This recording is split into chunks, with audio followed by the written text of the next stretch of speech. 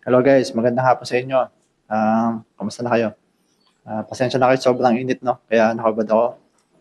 Tuwing lalabas na lang siguro kayo, maglakasan yung tubig, tsaka magdala kayo lagi ng payong. So yun nga, tayo mga nag-anxiety, no? Alam ko yung mga hirap na dinanas nyo. Kasi nga, ganun din ako, no? Pero magkakaiba naman tayo kung ano yung mga sintomas na nagpahirap sa atin. Magkakaiba yan. Pero, kahit pa paano, tayo mga nag-anxiety, may mga positibo rin naman nangyari sa atin, no? Hindi lang naman tayo puro sintomas, hindi lang naman tayo puro nahihirapan, no?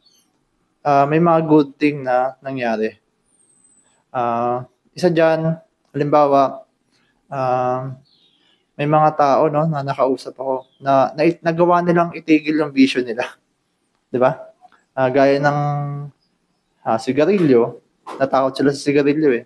And yung alak, isa yan, lalo yan. Natakot silang uminom ng alak. Yung iba, totally, nahinto na talaga nila yung pag-yosin, no, ng maraming buwan. Kasi nga, natatakot sila na baka mas lumala yung nararamdaman nila eh. And yung iba naman na yung sa alak, hindi man nila totally naitigil pero naging moderate na lang. Galing sa ano yun, madalas uminom, biglang hindi na gaanong umiinom, no? Patigim-tigim na lang. And isa pa dyan yung maraming iniwasan na pagkain. Yun nga, kagaya ko. Yan. Karamihan sa atin, tumigil tayo sa pagkain ng street foods. Tapos, umiwas tayo sa mga matatabang pagkain, kagaya ng karne, na yung baboy, ganyan. Yung mga baka, mga manok. Basta iniwasan natin karamihan ng karne, no? Naging tayo, more on gulay. Yan, totoo yan. Tapos, iniwasan natin especially ako, no? Iniwasan ko yung soft drinks. Totally, hindi na pala talaga ako ng soft drinks. Tsaka kape. Yan. So, marami tayong nagawa na hindi lang natin napapansin, pero, positibo na malaki din yung impact sa katawan natin, no? Na maganda. Nga lang, hindi lang masyadong ramdam kasi pag nag-anxiety ka, karamihan sa atin, masama yung pakiramdam palagi. So, yun nga. Ngayon, mapapansin nyo, no? Mapayat pa rin ako. Kasi nga, kailan lang din naman ako nakabawi-bawi sa sarili ko. From 76 kilos, naging 61. Ulitin ko na naman. No?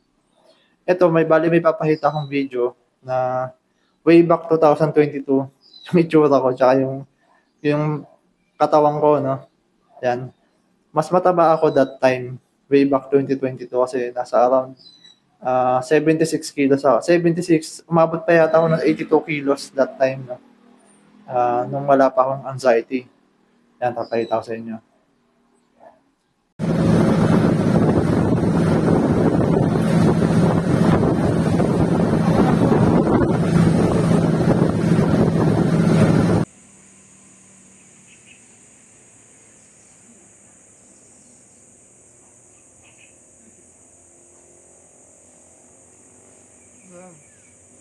So, yun, kung pinanood niyo pa yung video, no? Yun, mataba pa ako doon. Tapos, alam mo yun, masigla yung itsura, masigla yung mukha, masiyahin, ganyan. Sa mga naka-recover na yung from pumayat sila, from mataba sila tapos pumayat during anxiety, no? Share nyo naman sa akin kung ano yung mga ginagawa nyo, kung ano yung ginawa nyo, kung bakit bumalik na yung timbang nyo dati. Kung ano yung ginawa nyo, kung yung ano yung mga kinakain nyo. Kasi sa akin guys, wala naman ako mga meal plan or diet plan para tumaba. Sa akin lang kumakain lang ako, hindi ako napapalipas ng gutom, tamang kain lang. Minsan, madaming kain, ganyan, depende. Kasi nga, hindi na ako nag-overeat eh. Yun.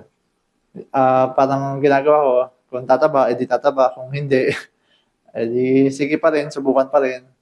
Yun lang kasi yung talagang goal ko, no? Yung maibalik ko yung dati kong katawan.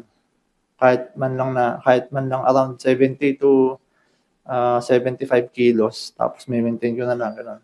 So, yun lang guys. Maikling video lang to. share niyo sa akin yung mga ano niyo, mga ginagawa niyong ano, routine para madagdagan yung timbang natin. Thank you sa inyo.